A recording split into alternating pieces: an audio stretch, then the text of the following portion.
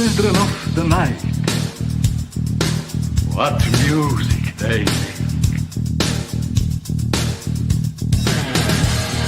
They're all gonna laugh at you! They're coming to get you, Barbara. What's that? I'm not gonna hurt you. I'm just gonna bash you a bit.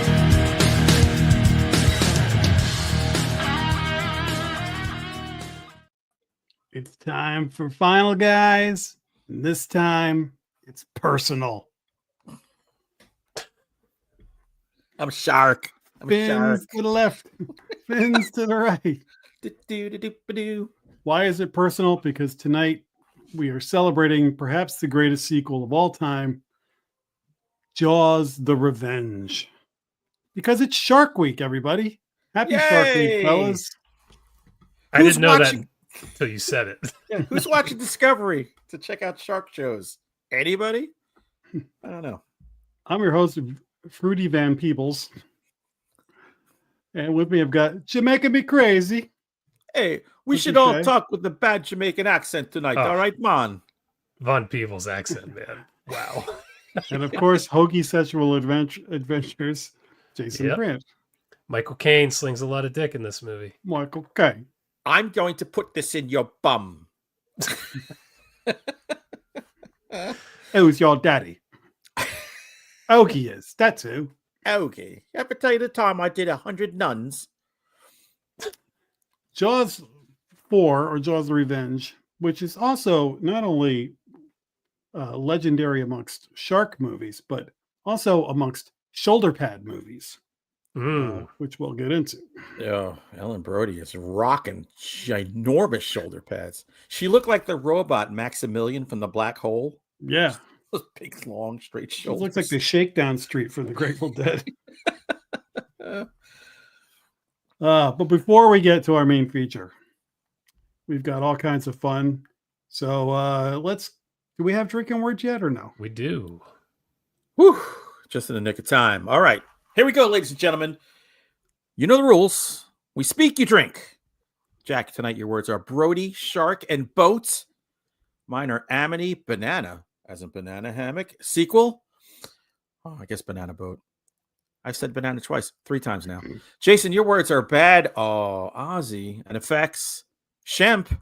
Woo, woo, woo. Personal, electric, and Peebles. So we're going to say Shemp is for everybody. Those are socials. Bonus words are Jaws, Kine, and Bahamas, baby. Beautiful. Excellent. All right. Any news to report? Good. Jason, oh, well, I was going to say, this is a first. Jack and I have never done a Monster Men just before we lit up for Final Guys. So it's like taking a really big dude. You just want to get it all out at once. That's horrible to say. But anyway, we had author Jared Keene on with his new book, Gateways to Annihilation, a series of short stories.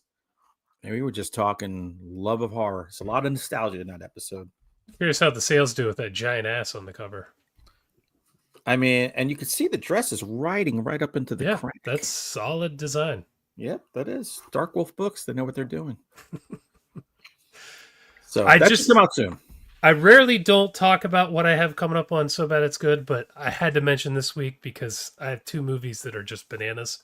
The first is called Ghosts Can't Do It, which is a Bo Derek movie directed by her late husband, John Derek. Wow. What? Okay, so you guys know he was like 30 years older than her, right? Oh, yeah. Okay. This movie is about Bo Derek having a much older husband who has a heart attack. Which he did. And he can't bang her anymore or he'll die. So he kills himself and then it becomes a ghost. And then is like haunting Bo Derek, trying to get her to find another body that he can reincarnate in so that he can continue to bang her. Dude. That is the story. If my wife was Bo Derek and I died, I'd be desperately trying to get back in the game. Like the guy can go to heaven. He's talking to an angel. He can go to heaven or he can leave and go back to banging Bo Derek, and he chooses to leave. So, hell yeah. She's a 10. And then, you know, another movie people probably heard of called Manos, The Hands of Fate comes out Sunday. So Ooh. That's a funny movie. It's a big week. It's a big week. And then we're recording episode 400 on Saturday. We are doing Woo! a marathon. So, yay. That's awesome. It's a lot of bad movies. Oh, by the way, Ghost Can't Do It has a 2.2 rating on IMDb. That's generous. That's generous. That's generous. Wow. Yeah, it's insane. I gotta watch that, definitely. And she's very naked in it, so there you go. Oh my god! You know what? All the blood is rushing to other parts right now. I'm a little dizzy. Like all the kibbles and bits, you get everything in this movie. Oh my god! Tommy Boy's stepmother. I said the same thing. Is that for me? She's still gorgeous. She's like 69, and she's still gorgeous. There you go. All right, is that everything? Done. Then let's get to my news. It's the news. Yay. My bad. No, it's okay.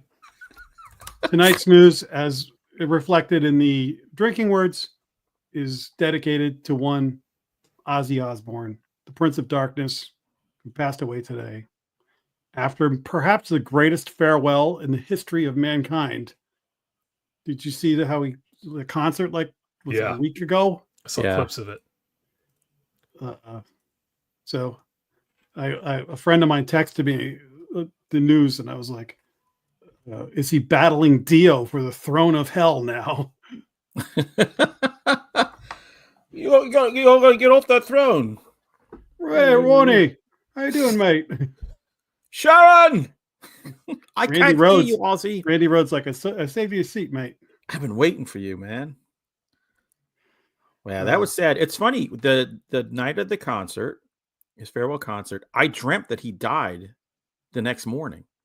And it felt so real. Well, and I checked the news. I'm like, oh, he's still alive. I'm like, I think he's going to die. Literally, since that concert, I felt that it's happening. So crazy. I wish I was wrong. I didn't know he was only like 76 or whatever. That is wild. It's a miracle he lived to 76. It really is. I mean, on the Osbourne show, he looked like he was dying then. Yeah. It was 20 years ago. Totally. Yeah, what an influential guy. Because I was trying to think about, like, he's got all the Black Sabbath stuff. He's got his solo stuff. What do you think? What's the definitive Ozzy Osbourne song? Is it Iron Man? Is it Crazy Train? Depends how you like him best, on his own or with Sabbath. Yeah, that's tough. That's real tough. I mean, you don't have to, so it's not. But, I'm going to say If I Close My Eyes Forever with Lita Ford. Baby. The one I've probably listened to the most is probably Mama, I'm Coming Home. I've listened to that a lot for some reason. I heard it 3 times on the radio today. Getting a lot of play. Legend. Every Halloween, I end up throwing Bark at the Moon on a playlist. Yeah. So many good songs. War Pigs. Good shit. You know what's got a great guitar solo in it? Mr. Crowley has a great guitar solo. Oh, yes. That whole song from beginning to end it's almost like it should be played in a haunted house. Yeah. Damn. Legend. Okay, let's get to the news. But Tony Orlando lives on. Yeah. Life is unfair. Knocked 3 times. I love that song. So we know that Linda Cardellini is playing Pamela Voorhees in this Peacock show. Yeah. They cast a young Jason Voorhees, kid named Callum Vinson. He's about 10, 11 years old. So we are, in fact, getting baby Jason. Little Jason. I don't think he'll be half as interesting as older Jason. So is this called Friday the 13th? It's called Crystal Lake. Okay. I can't keep track of who has the rights to what since that ruling happened that just made everything 10 times worse. Yeah, it's crazy. So I'm trying to withhold because I immediately feel like this is going to be a train wreck. But, Bates Motel was way better than it should have been. Hannibal was better than it should have been. Great. So and Cardellini's I like her work. So I'm going to give it a try, but there's another part of me. It's like that one clip of Jason in the rowboat is all I ever need. A little of baby Yes. Jason. Yeah. Well, this show has to lead up to her being the killer. Right. So, does he drown at the end of season 1? Yeah, I guess. Or is it right? like Bates Motel where you got to go through the whole series? Bates You Motel? guys- I thought was brilliant. You guys just hashing it out is making me not want to watch this more and more. Like, this is such a bad idea. It can be good in the right hands, so I am interested to see where it goes. I'll put it that way. My bet is, I know Jason doesn't get a hockey mask till 3. I guarantee there's going to be a hockey mask Easter egg somewhere in this show. Yeah, probably. And a burlap sack. There'll be a bunch of things. Maybe a Freddy glove. I want to see anything. I'll watch Friday the 13th, the series, if you reboot it at this point. I just want something associated with that. Would you want to see a series? They couldn't do it with Robert Englund, but would you want to see a Freddy Krueger as the child killer? Nope. Oh, I love watching kids die at the hands of maniacs. So yeah, I think I'm in. I'd love a whole show about a pedophile murderer. That'd be awesome. Hope there's a lot of raping. Bring it No. on. And I Sorry. even know how it ends. That's a great idea. Did you like Yeah. seeing little Michael Myers in the Rob Zombie? No. Oh, I completely forgot about that. I hate that movie so much. Talk about lazy, terrible writing. I'm really pulling the scabs off for Jason tonight. I thought I was in a good mood till I hit go live, and now I'm all pissed off. Well, you don't want to watch a prequel series to a beloved Son of a movie bitch. franchise? Well, we'll see what happens. Jason, this second one maybe will make you in a better mood. Okay. A movie that was in your top 10 last year or whatever year it came out, In a Violent Nature 2 is I on saw its that. way. That Following was the- inevitable. following around our killer. What was his name? Johnny or something like that? I don't know. I just call him Jason. Will we get an actual ending to this? Because that'd be great. You I hated think- the ending to that. I hate the ending to that movie. I'll never watch that movie again because of that ending. I think a movie that just follows a guy walking around all the time, the problem with it is usually pacing. Yeah. But I think a 4K is in Jason's future. Yeah, give me a steel I'll- book. I'll hand deliver it. No, I mean pacing, like how fast is he walking? No, I know. That was tough. It was like playing a video game where you don't really know what you're doing and you just spend a lot of time walking. I didn't even mind that stuff. It's just the ending. It's like, Yeah, me too. I agree. Although I do want to sit down and watch it again and see if a second watch, because there's some awesome kills in that movie. Will they do the same thing? Will there be no music? Will it be just his POV? I think it's gonna be a musical this time. That would be awesome. that should be the return Friday the 13th movie. Is just rip this off and follow Jason the whole movie. I swear to God, I wish that had been a reboot of Friday Yeah. the 13th. Yeah. He just It kicks a kinda door was. in, boobs are flying, Great. Well, this is 2025. dicks are flying. Dicks. Thank you. You're not going to see any boobs. Or what if it was half and half? You see half the movie traditionally, but then you see the same scene from Jason's person. So maybe like the first half of the movie is the normal movie. And then the second half, it goes back and we see it through Jason's eyes. Huh. Hmm. Or do you do split screen and really make people? Oh, There you God. Oh, Jesus. I don't know how we managed to ruin every movie. That's why we're not in Hollywood. So we'll see what they do with that. You're both not gonna care about this, but I thought it was interesting for the way things are these days. The Last of Us season 3 is not coming out until 2027. If at all. Wait, which one? I'm sorry, what? The Last of Us. Oh, Just had their season 2 to, controversial You've people probably seen bailing the on that show. last of The Last of Us. And I now can't the- believe they're doing a third season. not till 2027. I'm like, is anybody going to remember that was a thing? It gives them time to flush it down the drain. Didn't the Yeah. guy who, like the showrunner, didn't he quit? Yeah. Yeah. So they're trying to find a new guy to unfuck the situation. Yeah, I wouldn't be surprised if it never comes back. But listen, the main girl there, the Game of Thrones girl, it's gonna be like a Stranger Things thing, where she's like, 6 feet 30. tall now. Yeah, no interest. Yeah, That's I remember The Sopranos used to take really long breaks. Yeah, but we were excited. Right. Maybe they're trying to get people to kind of forget how bad this season was. Not that I watched it, but The internet never forgets. It's not the old days anymore. they want the stench to kind of dissipate a little bit. Who I don't know. fought it? Maybe the video gamer people are carrying the torch for that. Ugh, All right, the whatever. last piece of news.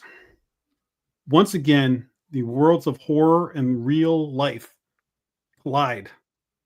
So last week we talked about a guy, a ghost hunter that died in the presence of Annabelle. And they are taking advantage of it, as we predicted. This week there's I a know new. where you're going. Yeah.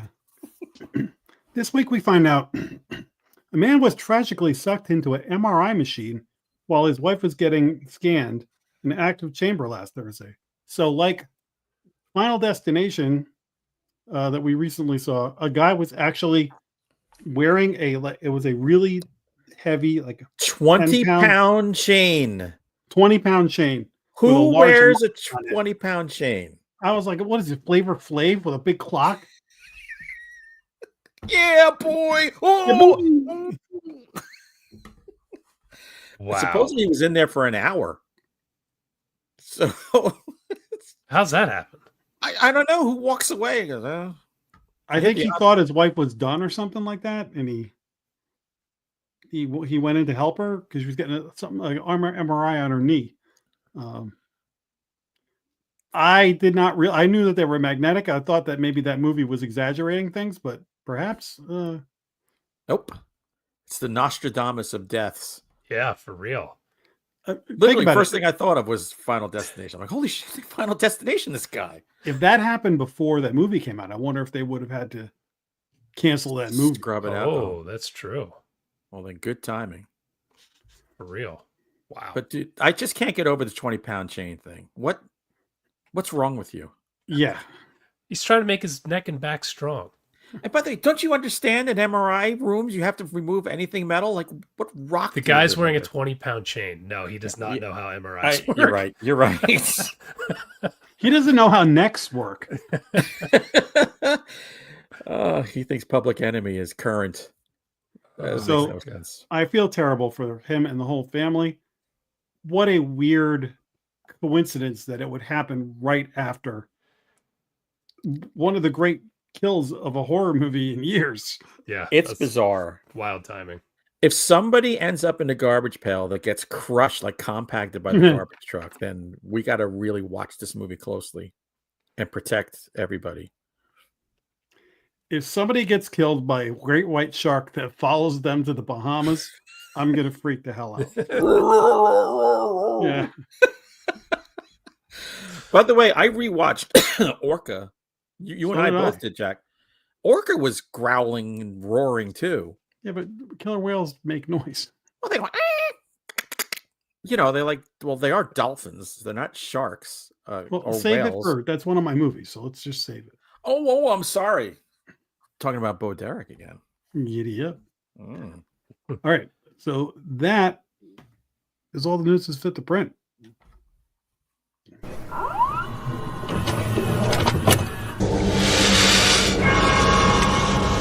We have such sights to show you. All right. So who wants to go first? I mean, it's shark time, right? And oddly enough, I had watched a shark movie There you go. and I'm like, oh, well, this works. I watched The Last Breath on Shudder, not to be confused with Last Breath, which is a Woody Harrelson movie about divers. The Last No, it's 'cause Breath. that's when I saw that on the list. I was like, "Did you watch the Woody Harrelson movie?" Oh, hell no. The Last Breath is also known as Escape from the Deep, I think. God, I hope I got this right. It's who Who's the guy who played Warlock? Julian Sands. Julian Sands. It's his last movie. So, unfortunately, he went out on a complete stinker. Now I'm worried I got the name wrong, but I'm pretty sure I got the name right. I'm gonna look it up. Yeah, look it up. So it's about a bunch of 20-something dickheads. And one of them is wealthy, and they go diving on this off this island. Julian Sands owns a boat that he is finds out he's over $30,000 in debt, and it's probably the end of the road for him as a captain. And one of the rich guys, they find out that there's a shipwreck off the coast, and the rich guy, of course, gives him an offer he can't refuse to let them go out there and explore the wreck. And they do. By the way, everybody in this movie you will despise. There's a pretty girl. But yeah, they go underwater and they go swimming through this abandoned ship. And there's a shark after them, trapping them in there. By the way, they get to this stuff so fast. And I'm like, how much further is this going to go? Well, another hour and a half, my friend. There's a lot of, there's like one part in the ship that's captured some air from the 40s that they keep escaping to draw some breaths. They do so many dumb things in this movie. Like, horror movies, everyone just makes poor choices. These are the poorest of choices with the stupidest of the people. The CGI is so bad. It's sci-fi level. Like, whoever didn't make the cut at the Sci-Fi Channel, they hired this person to do the special effects. I mean, it sucks. It's absolutely terrible. My wife loves shark movies, so she gave it a little bit of a pass. She was like, "Oh, I mean, it's as bad as everything else, I guess." And I'm like, "Yeah, that's the problem. It's as bad as it." It's just like, if you go and you say, "I have a Bigfoot idea, a UFO idea, or shark idea," they go, "All right, go down to the third sub basement. We have a production company for shitty ideas." And they'll spit something out for you, and they'll give you a budget of $74 and a bagel. And this is just right in that category. It's not a fun summer view. It's kind of frustrating. I've watched a million bad shark movies for this show. Yeah. There's one on Tubi called Great White Waters that just came out.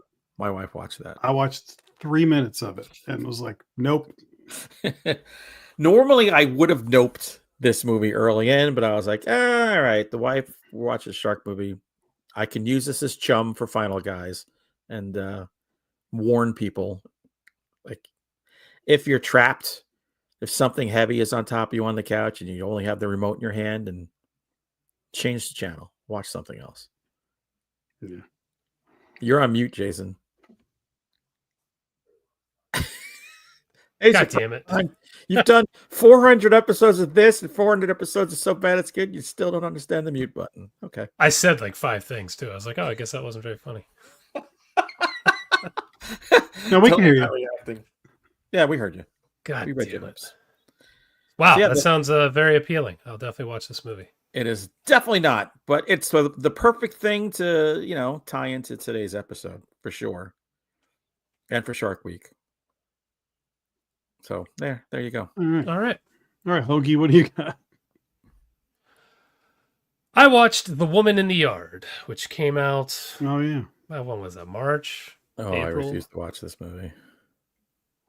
The premise is actually kind of cool. At the beginning, this family of 3, they're struggling because the father of the family just died. They live on a farm.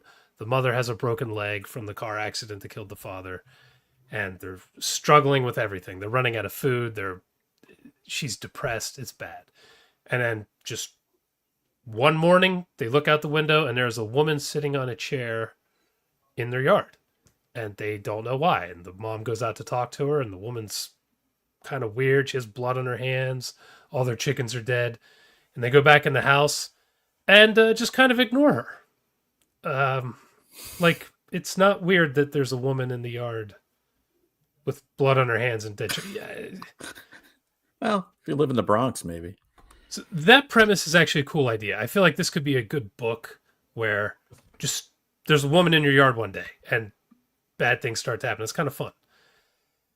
What it turns into is what is not fun, which is just, oh, my trauma. Oh, my life is hard. And so now bad things are manifesting. And it's like, I've never seen this in a movie before. And it's very unusual for movies made in current year to have, complaining about your shitty life. So No. the movie devolves from there. Some pretty cool visuals at the beginning. Pretty cool first 20 minutes I liked. And then, the end is just like, no. No. I don't need another movie where your trauma is manifesting. I'm good. Like, I've seen enough of these. I just want, like, she should just be a monster in the yard. It doesn't need to be, like, all your bullshit, like, bubbly. Anyway. All my trauma has materialized and just created this crappy life I have. I flush my trauma every morning after I get up. It's a struggle. Yeah, so no, it's a no. It, like I said, cool idea. Shot well, like the movie looks good. It's just where it goes is stupid. So no. Yeah. We never talk about a good movie being shot well and looking really good. We just talk about how good it is. It's true. Yeah. Just take it for granted when it's a good movie. Boy, I couldn't even say that about The Last Breath. I can't find anything. Damn. Okay. Other than saying it's a farewell to Julian Sands before he went hiking and disappeared. Damn. Well, last night was one of those Scream Unseen sneak preview horror movies at AMC theaters. So I went not knowing what I was going to see, but thinking it could be Together, the Alison Brie movie that's coming out soon. And I think everybody going to it thought it was going to be Together. I thought, it's either Together or maybe it's Weapons. I was like really excited. What it turned out to be is The Home, which is the Pete Davidson movie that's coming out in a couple of weeks. Pete Davidson has a horror movie? Pete Davidson has a horror movie that takes place in an old folks' home. I think it comes out this weekend. Cocoon. So it's a horror Cocoon. So I watched The Home. So it's Pete Davidson's like this troubled kid. He gets in trouble, and instead of like going to jail or something, he manages to get put into like a community service thing where he's got to work at a old folks home, and he's told like, okay, you got to do this and that, but never go on the 4th floor. Those people need special attention. Never go, even though he's hearing like weird noises and stuff. I'd stay off the photos if you don't want any kind of spoilers. That shot there makes me not want to watch the movie. Boy, Lord. Good Lord. He looks like Gollum. So this movie it's kind of like a schlocky B movie that has a lot of like tropes you've seen before, but interesting. You're kind of like, all right, what's going on? What's the secret of this old folks home? It's got a lot of triggers, especially for younger horror fans, where it's like, ooh, creepy old people, and there's some they smell weird. There's some little moments of gore and stuff like that. Pete Davidson is basically just Pete Davidson, like the yep, okay, that kind of Pete Davidson, not like the funny, like not from Bodies, more the low key Pete Davidson. But he's fine in it. So the first act, you kind of get in like, what's going on here? Then it starts to sort of show its hand more, and some weirder stuff starts to happen. And some of it, you're like, what? This is stupid. Or they're not doing this, are they? But in the third act, kind of some of that stuff gets kind of explained better. They're like, oh, okay, I see. But still, like a lot of people are going to, this is the friggin' stupidest movie I've ever seen, whatever. Other people, like I said, schlocky B movie, like if you were flicking around channels and you just came across this, you'd watch it. Then the like last 15 minutes happen. The last 15 minutes are awesome of this movie. Oh, so a good ending. Yeah, like it ends on a real high note. So it's like a dumb B movie that ends strongly. So I'm not saying to go out to the theater, but if you have like the AMC pass like I do, where you can just go see movies every week, Yeah. and you're looking for something to do, this is one of those get out of the heat, go watch it. There's some good body horror stuff in it, but it's a dumb movie. So I'm just telling you. But if you're a horror fan like you know the dance. This is the dumb movie that I'm enjoying. Not everybody's gonna, but I'm telling you, it's like you had a mediocre meal, but then a really good dessert. So you walked out like, oh. Would this be a good double feature with Bubba Hotep if we're going to go for like the old folks home double bill? I'd watch Jenny Peg go over this, but or Jaws the Revenge if you want some geriatric romance. Yeah. By the way, do you think? Oh, Jack, watching Jaws Revenge, Kane and Ellen Brody, they're probably younger than we are now. Oh God, don't say that. You think about that? I'm pretty sure they were. You olds. Yeah. But we look damn good. That's all that matters. So anyway, I ended up having, I was let down. They're like, I was hoping for one of those other movies. As a horror fan, I enjoyed watching a dumb movie. No, look, that's the basis of this show. Yeah. And I'm glad there's something worth watching because Jason and I just pulled out some real terrible things today.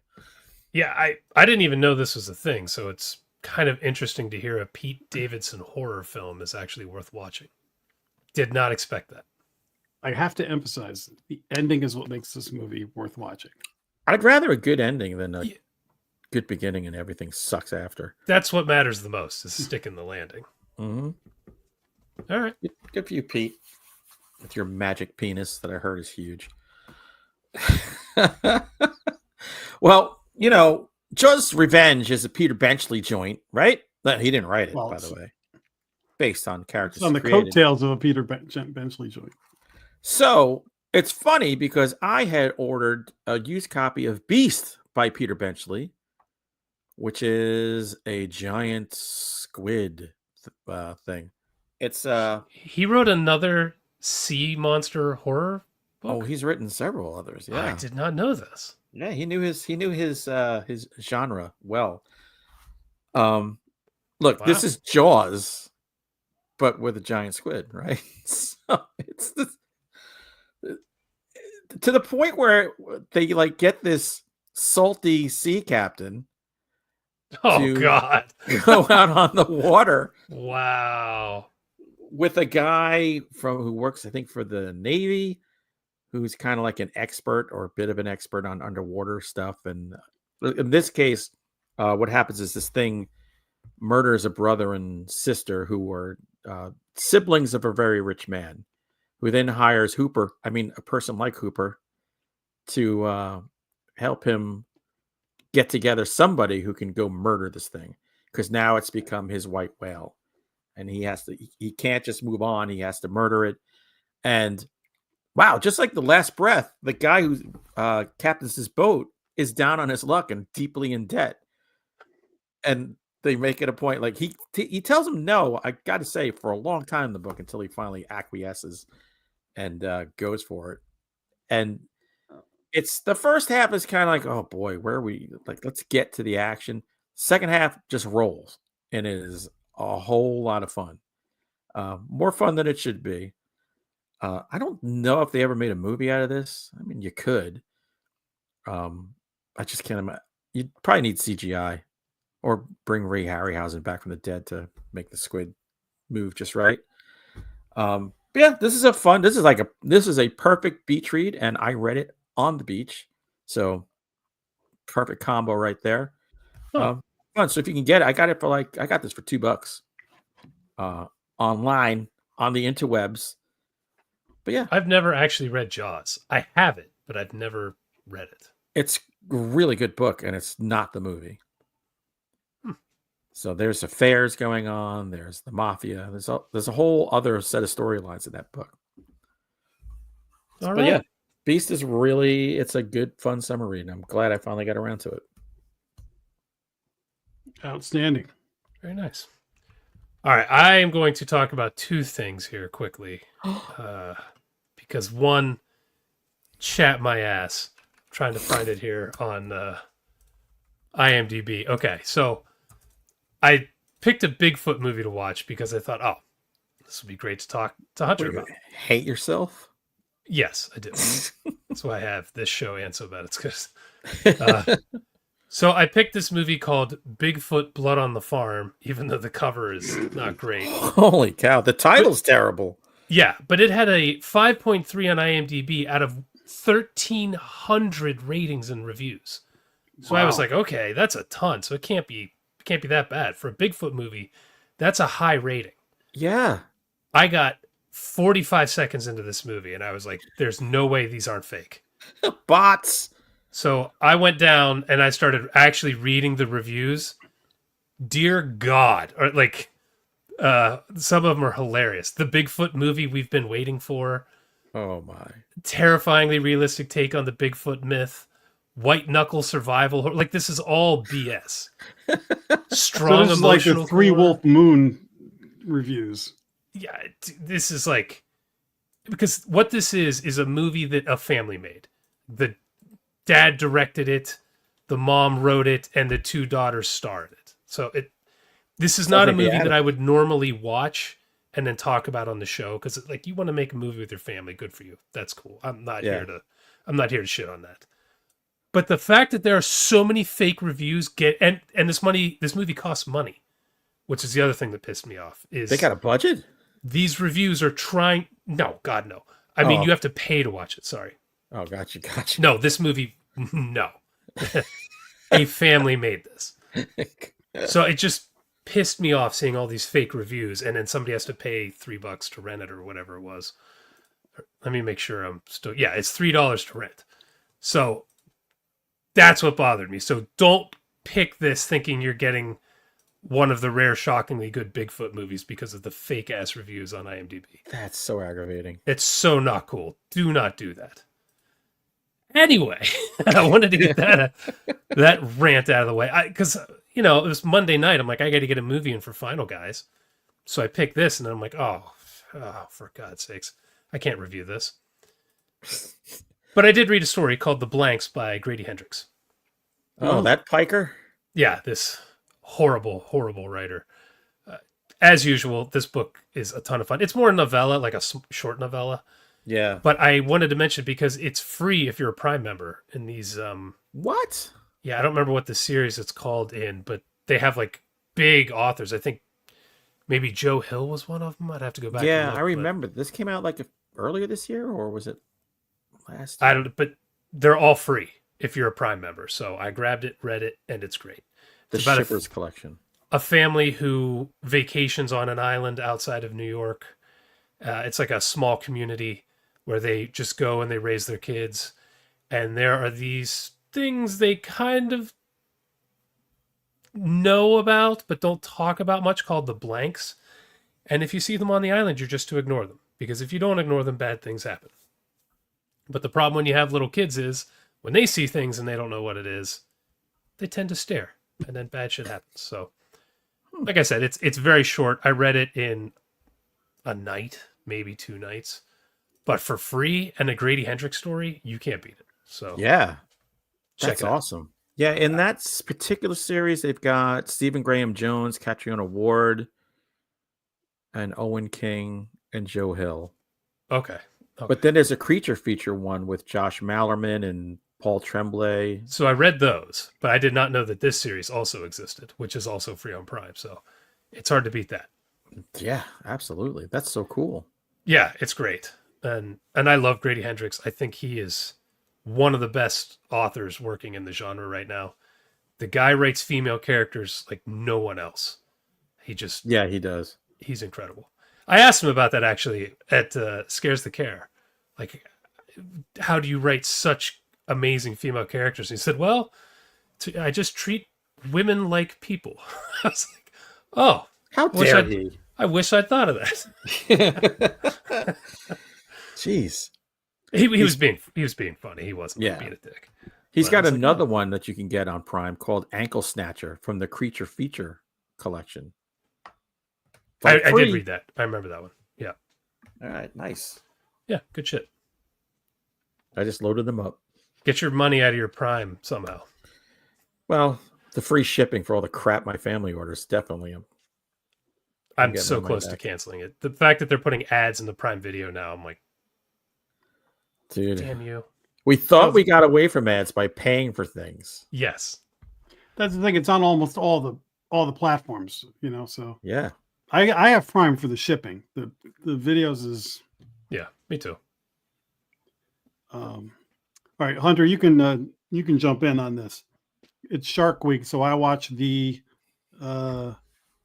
biggest in the wake of Jaws movie after Jaws came out was Orca, the killer whale movie from 1977 that I saw in the theater once when I was a kid when it came out, and I haven't seen it since then. Are you I saw kidding this me? when I was a kid, and I haven't seen it either. I don't remember any. You said Bo Derek. I didn't even remember her being in the movie. This was back when she was just a 9, so she wasn't a full 10 yet. Okay. She's in it. Robert Carradine's in it. Keenan Wynn, who's the Keenan voice Wynn. of the Winter Warlock on Santa Claus is Coming to Town. Bill Sampson. It's a great cast. Richard Harris, of course, is the star. I mean, it's a Charlotte Rampling. It's an all-star cast. Wow. And one of the best to me, the movie poster is one of the best movie posters in the history of film. It's got kind of an Irwin Allen look. Not to this it. one. It's that. Well, yeah, you got it. It's the picture in the middle. It's amazing. So this one follows a Richard Harris is a whaler, and he kills a female killer whale, and her mate witnesses it. And before Jaws the Revenge made things personal, Orca made things personal because he stalks the guy. The guy lives in a seaside village, and this whale terrorizes the village, follows the guy, and then they end up having confrontations out at sea. And it's funny because Jaws took so long to make, and they work so hard on attention to detail and continuity and this and that.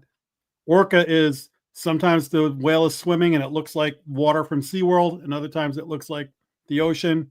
Yeah. And but they used real killer whales in some scenes, and in some they used rubber. There's parts where they show the eye of the whale to Big emote close up of the and eye. things like that. So yeah, it's a fun, definitely worth a watch if you haven't seen it in a long time. It's actually better than I remembered it. Richard Harris never phoned a performance in, ever.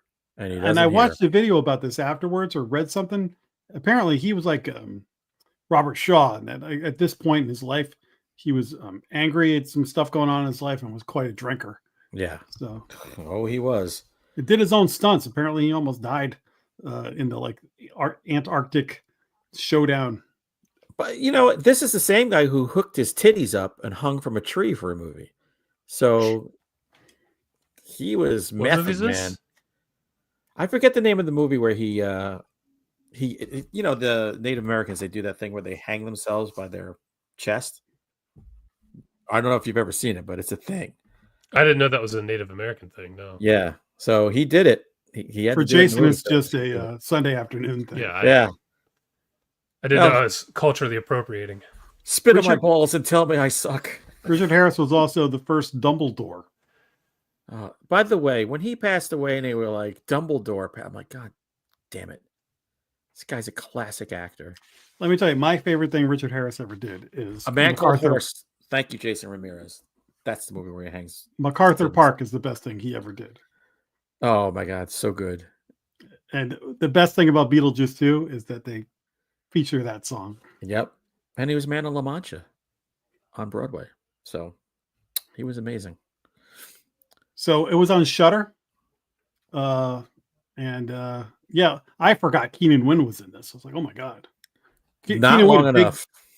A two-time Kolchak guest star. That's right.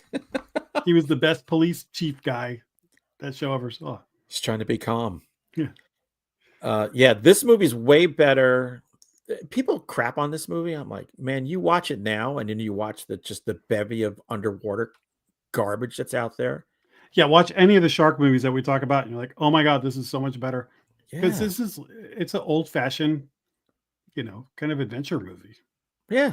Moby I Dick. don't want to see it. It's been so Dude, long. it's so good. And some of the practical effects are great because there's even like some model stuff that they do, which those were great in the old days, the explosions and things like that. Yeah. Is it as good as Jaws the Revenge model work? Particularly at the end? I'll tell you what, when we get to Jaws Revenge, I have to say, time has been good to this movie in light of the CG crap that we see now. Even though true. the laughable. All right, I'm getting ahead of ourselves. But by the way, my favorite scene, like the gut churning scene in Orca, is when they have the female and they hoist her up over the boat, and then the baby pops out of her and just lops onto the deck. And Richard Harris is freaking out. He's hosing it off the edge of the deck. Get it off my boat. The father is watching them, and then it starts roaring. It's Jesus. Okay. Yeah, it's intense. It's really good. Okay. Don't watch with Aaron. Got it. No, don't. All right. Anything else? Done. No, I'm ready for some revenge. All right. I'm going to go turn on my ceiling fan real quick while you do the bumper. You like scary movies? Uh-huh. What's your favorite scary movie? I don't know. You have to have a favorite. What comes to mind? He's not back. I'm back. I was like, it's a short bumper. I hope we can get back in time. You know what it was? The earbuds are never on the right side when you pick them up. Too funny. Welcome to our special tribute to Jaws the Revenge. I thought you were going to drop the Welcome to Monster Men there for a second. I thought that's where he was going. Every time I say welcome, you guys think I'm going to do that. Every time. Oh, this movie is about the Brody family. Sheriff Brody, of course, the man who killed not one but two sharks in Amity. And this is some years later, and now the rest of his family is being haunted by a shark that seems to have a psychic link to the family and follows Ellen Brody to the Bahamas, where white sharks don't go. yeah. And is possibly the son of Bruce and Brucetta or whoever first. I don't know the relation. I looked it up. So supposedly that's the relation. It's the son, which is why there's this revenge tie-in. Well, apparently there is a novelization of this movie, Of course. and I looked for it once. I got to see if anybody out there has it. Get it for me, please, or at least point me in a direction. There I'll send you in the these. book, there's a voodoo curse involved. Oh, voodoo man. Hey, man, I got the curse, man. I sort of like it this way, where you don't know. So Yeah. the author was like, you want me to write a book about, I have to try to explain this nonsense. And it was probably like, I never want to write one of these again. I will make it so shitty and stupid. He I railed a know. line of coke and powered through it in 2 weeks. Exactly. This is the 80s. So, Yeah. so much cocaine. So Lorraine Gray, who played Ellen Brody, comes back. This is her third appearance in a Jaws movie. She's in Jaws 2 as well. We see some photos and clips of Brody from the original Jaws.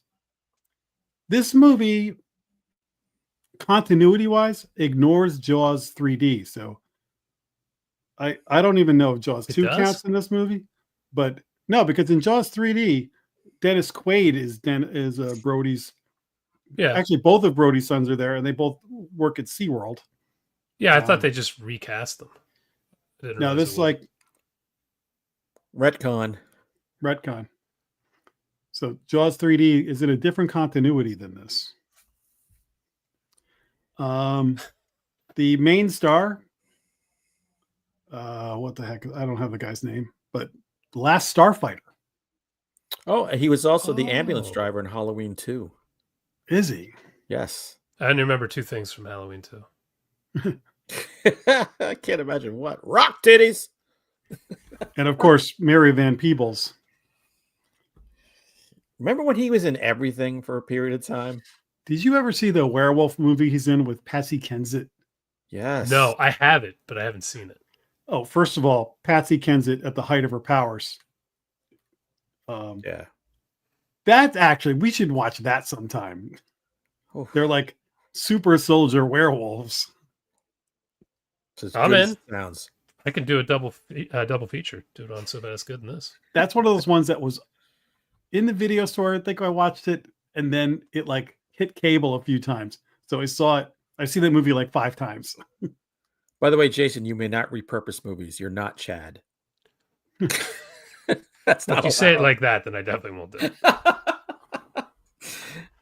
So what are your top level thoughts of Jaws: The Revenge, especially seeing it now versus when you first saw it? Who are you asking?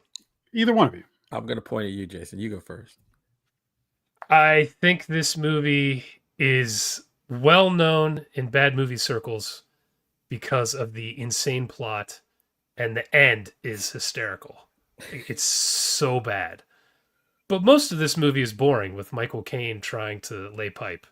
Like, that's the majority of this movie. Yeah. And I remember when our episode on this came out, people giving me shit because we kept joking about how it's a geriatric romance. It's not that you can't have a movie about that. It's just, why the fuck is it in Jaws 4? Why is that the main storyline of Jaws 4? Yeah. But, as far as shark movies go, this is one of the more entertaining ones because of that plot. It's kind of hard to wrap your mind around the fact that she's having visions of the shark attacks. And you're like, wait, that's the shark from New York? That now they're in the Bahamas? What? And she wasn't even there. She wasn't there for either of the flashbacks she has. No. She's remembering shit she never saw. This movie is wild. Michael Caine, you think he dies? No. Mario Von Peebles is in the shark's mouth. Blood pouring out of every hole. No, he's perfectly fine. This is a bad movie. It's like if you're into So Bad It's Good movies, you have to see the ending. You have to. But man, a lot of this movie's a slog. I mean, it's a good if you got a distraction like I had. You can be like, oh, all right, they're talking. If you're cleaning your office, sure. Yeah, it doesn't matter. By the way, Michael Caine was 54 when he filmed it, Jack. So he was younger than us. Yes, I had a feeling. You old bastards. That's funny as hell. I'm gonna lay pipe with the old lady next door. I think I want to kiss you. I have just delivered your Meals on Wheels, and I'd like a little love. Now, watching this movie from, what was it, 87, 88 probably? I use a commode. That makes you sit on the toilet easier. I have a nurse that wipes my bum. Handrails make it easier for me to get off the toilet. Is real. I actually think this movie is better than 90% of the dreck that comes out in this shark genre. It's that is setting a bar that gets you off the bathroom a little low. Sometimes I poop on my ankles. Why do we fall? That we can learn to pick ourselves back up. Wow. I don't even know what to say anymore. Batman Begins. What's it all about, Alfie? So I actually enjoy this movie. Oh, ring the bell.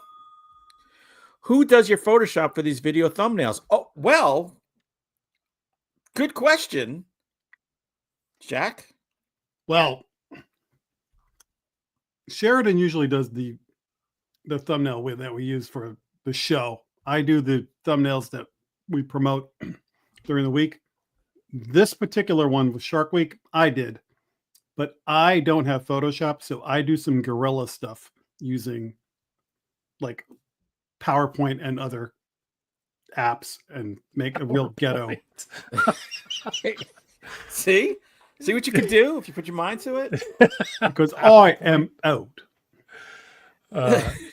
Sheridan does 99.9% of these, or as he says, a Gorham stud. By Thank the you, way, Sheridan. And thank you, Joshua. When I saw that thumbnail Jack did, I was like, holy crap, I love that. So I'm glad it's gotten some love tonight. It's not the first person to comment on it. Yeah, this movie's ridiculous, but it's actually competently made. The story is whacked. And definitely a case where maybe if the shark didn't work, would help them out. But the shark worked, and it was front and center too much. I mean, sometimes.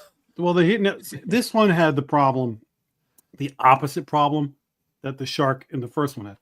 The shark in the first one sunk to the bottom. This one is almost raised up too high most of the time. And it's just... he's treading water. At the end, only his back fin is in the water at one point. It's when he grabs Peebles.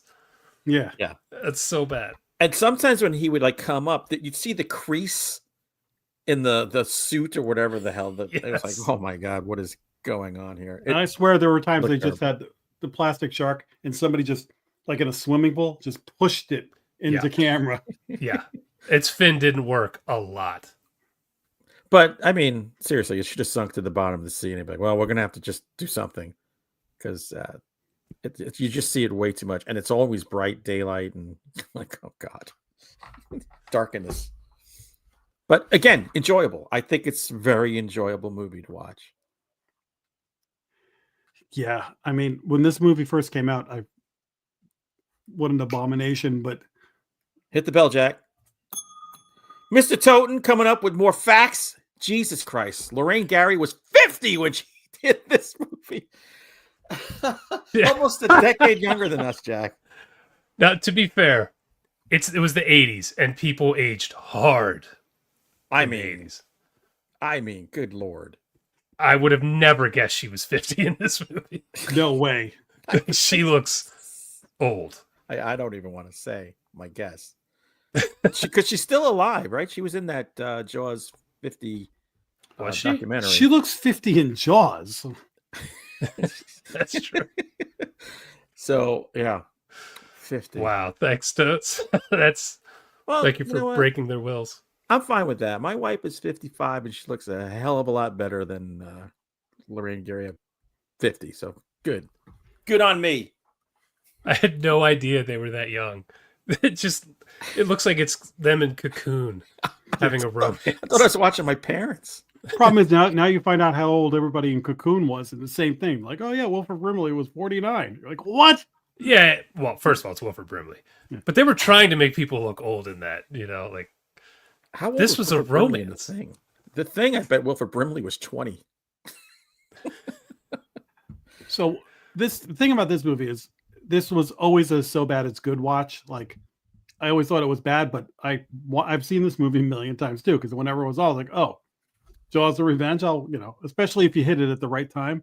Mm-hmm. But sitting down to actually turn on play and watch it all the way through, Jason, you're right. It's a slog. And I know we've been spoiling the whole time, but yeah, 2 people in this movie die. Yeah, 2. And there's a couple of dream sequence attacks that, are supposed to carry you over. But I was like, Jesus Christ. And the first kill is hilarious because it's Brody with a raincoat on so he can stick his hand. Yeah. Oh, my Lord. It looks so bad. And there should be blood shooting everywhere. He had no reaction to it for like 30 seconds. Oh my arm, it's gone. And he's like, "Whoa, help me!" Rodney Dangerfield in Caddyshack was more. Oh my arm, it's broken. So yeah, it's him and then the girl on the banana boat. That's it. Which was an accident because it was trying to get the family. 2.5 people. Mario Van Peebles dies and comes back. Well, he pulled a Highlander too. Yeah. How are you swimming? It's magic. Just a flesh wound. They were on his boat. They just said his name and he came back. So bizarre. Michael Caine was in an airplane that sank.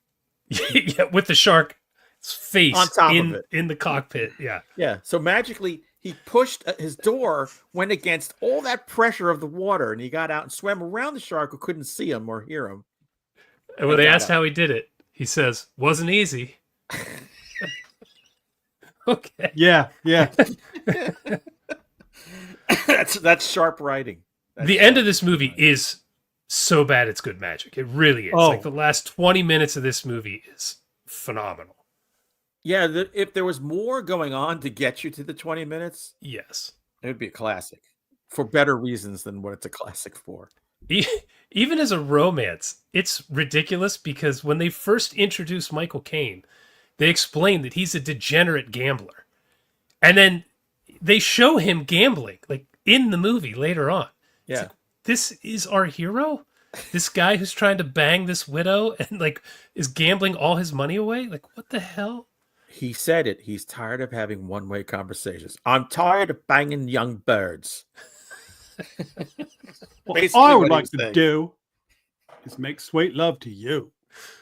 I wish they pulled. You ever see You Don't Mess with the Zohan with Adam Sandler Yeah. when he rails Charlotte Ray from behind in the I movie? don't remember. Oh my god! If they showed that, that would make this awesome. I liked. like- Okay, go. No, go ahead. I've been I was going to say, you know how the shark gets impaled at the end? Lorraine Gary could have impaled with the shoulder pads because it looks like there's It's true. a stick in her jacket. Up the ass and across the shoulders. Yeah, those are incredible shoulder pads.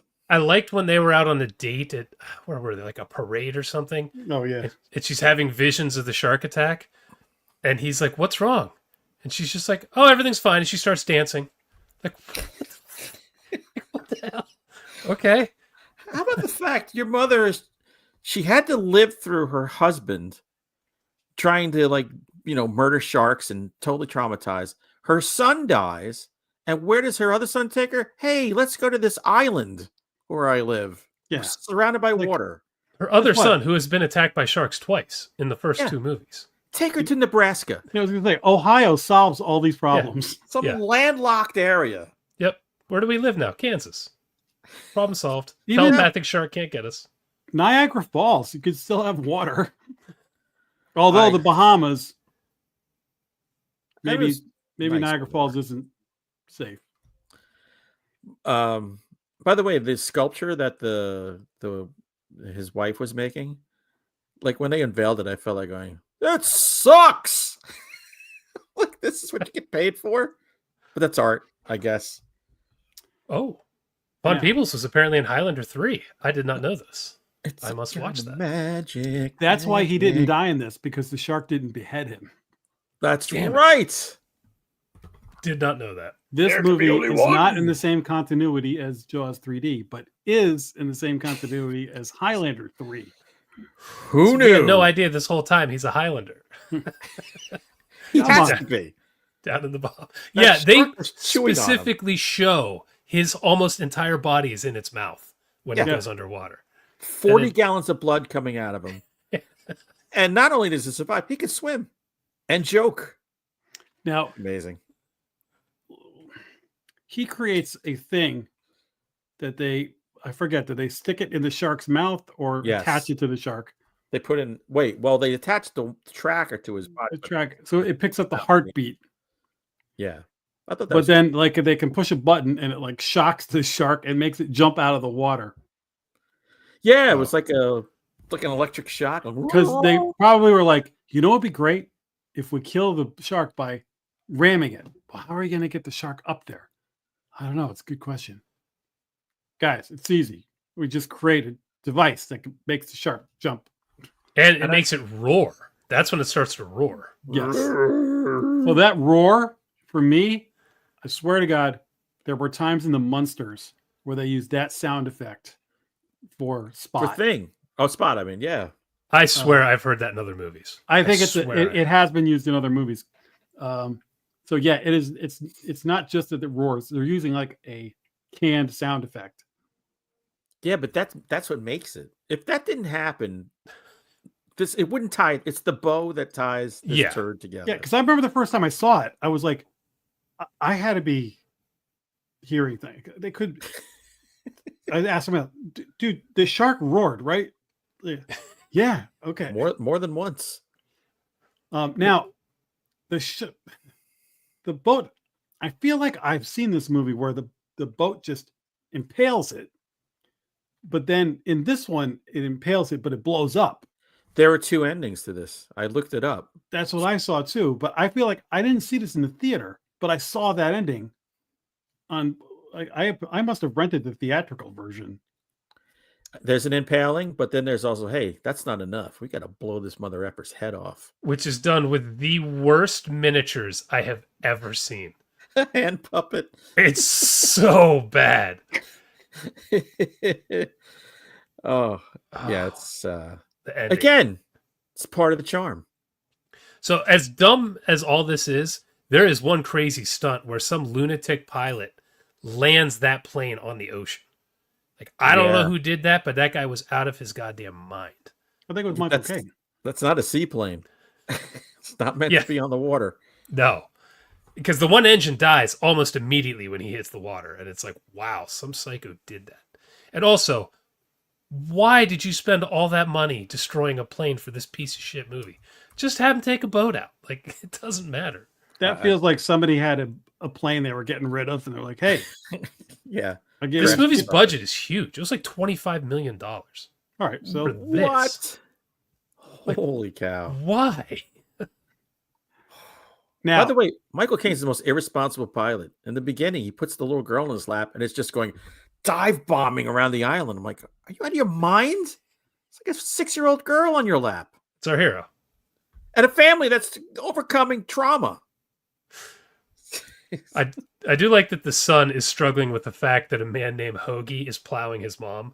Like, through the whole movie, he's constantly like looking out the window at them and stuff. The best acting in this movie, though, is the moment that the son realizes that the mom was right. Just as Ellen Brody is getting over her suspicions about the shark having a vengeance for them, right? He is realizing that the shark is in fact there for them because it's been chewing on his boat. Which that's another one of those hydraulic things where the shark is like lifted up and moved into. You can almost hear like the gears. It's like they went to Universal Studios with the tram ride and just like, all right, move the tram in a little closer. Okay, film that. Yeah. Oh, now, the keen-eyed Jaws fan will notice before they leave Amity, Ellen Brody has some people over her house. And if you look closely, one of them is Mrs. Kintner from the first movie.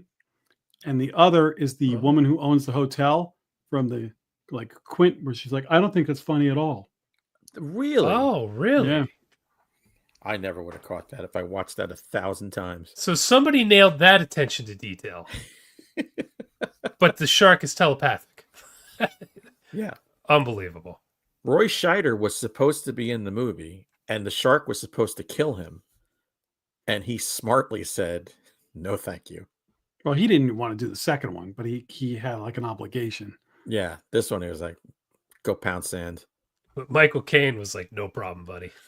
Well, the famous story is Michael Caine. If you can find the clip on YouTube, he's like, I was in a movie, Jaws 4.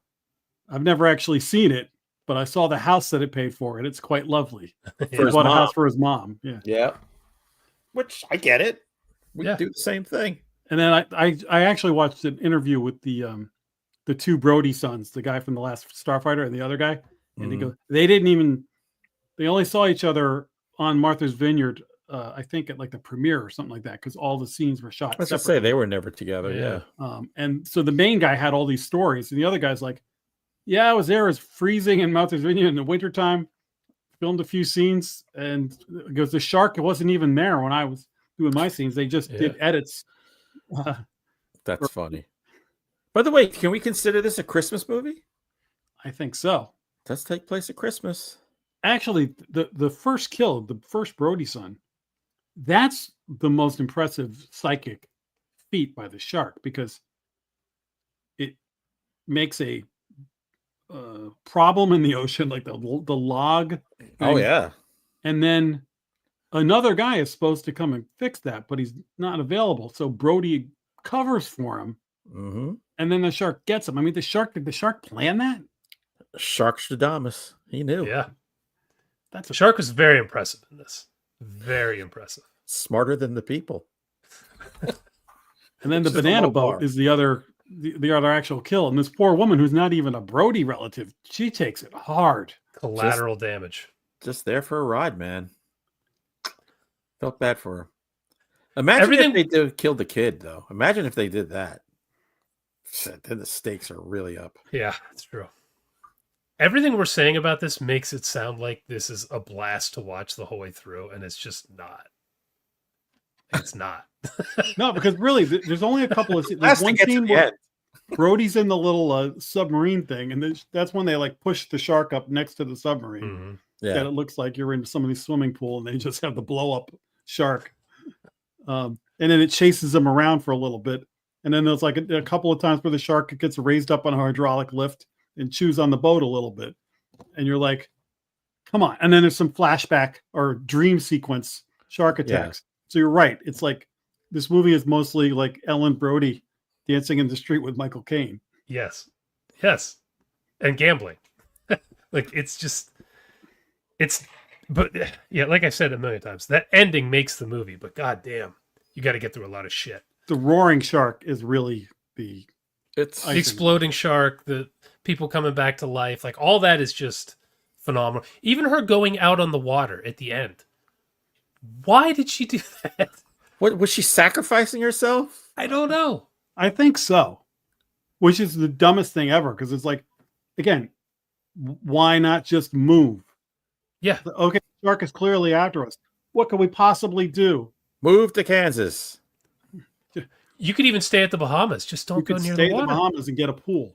I don't. Oh my god, it's so good. Like again, shark was smarter than all of them. How does this get greenlit with that preposterous idea? How does that happen? Good question.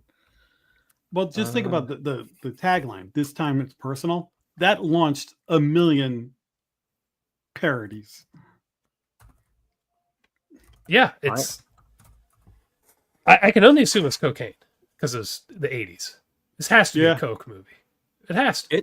It made $51 million in America alone. That's insane. It made its money. And it absolutely murdered the Jaws franchise. Well, I think they'd had enough by that point. How much further can we drag this out? Until I watched this for So Bad It's Good, I did not realize the Jaws Nintendo game is based on this movie. Oh, on really? that one of all the movies. So you kill the shark by ramming it with the dick of the ship.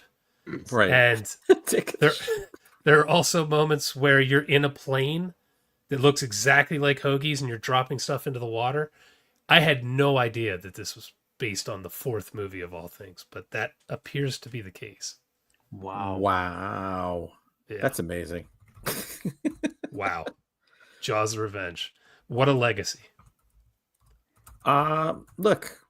Oh. I think they're all Uh-oh. Mike Toten, $2 in my opinion. Yeah, I know what IMO means. I'm not that old. They should have just moved inland to Amityville. By the way, Amityville's on the water. The Amityville house has a channel behind it, so yeah, and a boathouse, so that would be a dangerous place. But they could just stay on the lawn and taunt the shark. If they lived across the street from the Amityville house, there is not a channel, and they'd be fine. It's wild. This movie, man. I'd love to write the fifth Jaws. Give me a chance to write a fifth one. Do you keep it canon?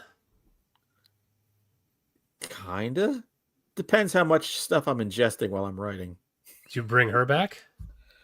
Totally. Her and Michael Caine, they're married. She's pregnant. Impossibly pregnant with triplets. If you had to do a remake of Jaws the Revenge, who would you cast as Ellen Brody and Michael Caine? Kate Beckinsale, who's older than she is now. Oh, dear God. I'm good with Kate Beckinsale. It should be in everything as far as I'm concerned. And Brad Pitt, who's in his 60s. That's what Brad Pitt is Hoagie. Yeah, he's Hoagie. It's the best looking Brodies ever. Yeah, exactly. And Pedro Pascal as Mike Brody. As the shark. What's the obsession with Pedro Pascal? He's in everything. He just has to be in everything. I don't know. It annoys me. I don't like him as Mr. Fantastic. I want to watch this movie, but whatever. I got tickets to Fantastic Four. It's at Is the that this drive-in. week? It's next Yeah. week, but somebody's it's going to be next in week. town, so I got them for IMAX before they go because I might go see it at the drive-in. This is the best day to do it. So usually I wouldn't do it this far in advance, but I have a specific reason. So I was just like, boop. So I'm going. Sure, it's Jason gonna be Ramirez cracked the code for Jaws 5. Ellen is pregnant with shark babies. Oh my god! Oh, yeah, she's giving birth. The doctors are going, baby shark da doo da doo da doo, baby shark da doo. Oh god! Would you make it like a period piece and make it in the 80s with the shoulder pads, or modernize it? No, I gotta modernize it, man. I gotta kick it up. Then I would have a scene where she tries on like her mom's shoulder pad, like they're going through the closet, and she just tries it on. Because do you like these shoulder pads? Do we totally reimagine this and make Sofia Vergara Mrs. Brody? I think we just make this Jaws 5. I think we stick with canon. We don't remake anything. How do you remake this movie and make it better? Oh, you can't. No. We just You got to do Jaws 5. Well, the problem is because often when you say, well, the fun exercise, you never want to remake Jaws. But if you did, who would you cast for it? Nobody does it with this movie. No, but we've done it. Who plays Mario Van Peebles? Great question. He probably looks the same. I say Coolio. I was just going to, you know what I'm just going to say? It popped in my head. You guys can write letters. I don't care. Up until yesterday, I would have said Malcolm Jamal Warner. Oh, but we're not going to go there. I don't even know who that is. He played Theo Huxtable on the Cosby Show, and he's the one who just he drowned yesterday in Costa Rica. Oh, I didn't even hear that. Wow, you're a real piece of shit, man. I totally am. I am absolute garbage. But popped in my head. Too soon. So, dude, when the day Kobe Bryant died in that helicopter crash, I had tickets to go see Day of the Animals. And in Day of the Animals, a helicopter crashes. And in the theater, someone goes, Kobe! No. And there was very tense laughter. And I was just like, whoa, I don't know. This just happened 3 hours ago. I made that joke on So Bad It's Good years ago, and I actually had to censor it out. Are you serious? Yeah, it was back when they were really picky about what you could say. Like now I could make that joke and be fine, but back then, yeah, I couldn't do it. Good Lord. Yeah, I'm a piece of shit. Well, death comes for us all. And I hope everyone makes fun of our deaths. Could be so lucky to have an infamous death. Yeah, exactly. Oh. Annabelle's going to get me, and an MRI machine's going to get Hunter. Well, I got to find my 20-pound chain first. Yeah. What a legend. All right. Any final thoughts on Oh God, no. Jaws the Revenge? Can we watch Cruel Jaws next week? Cruel Jaws is something. Hulk Hogan's cousin is in that movie. I would just reiterate that as fun as we made this movie sound, have something else to do. Fold your laundry, make some dinner. Yeah. One thing I got to say is I watched this with my mother. I was like, Mom, I got to watch a movie for my podcast. I don't think you're going to like it. So are you going in the other room? She's like, nah, if I don't like it, I'll just read.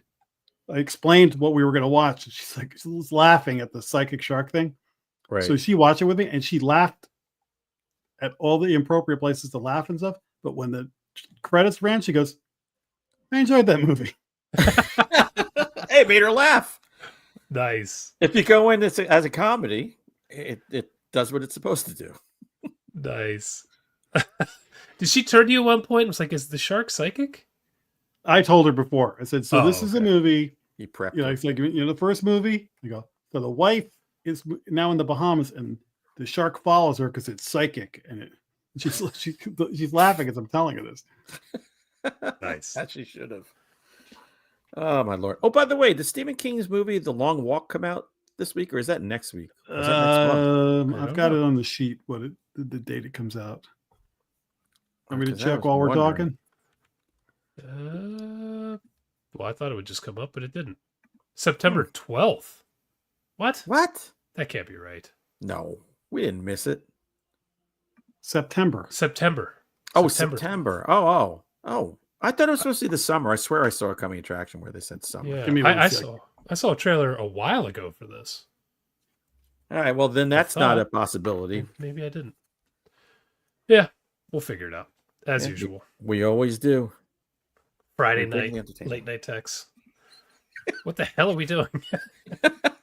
Thank God for Jack. I've Yeah. curated 4 shitty movies. Choose one. Together comes out on the 30th. So that's like 2 weeks.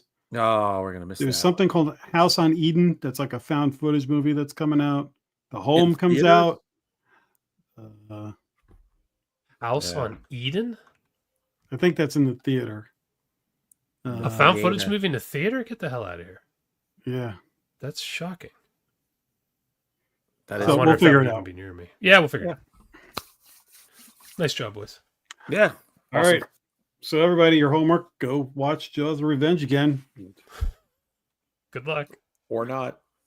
And, smash that like button, hit subscribe, tell a friend, and stay out of the water. See you next week. Send us nude pics. Don't. Bye.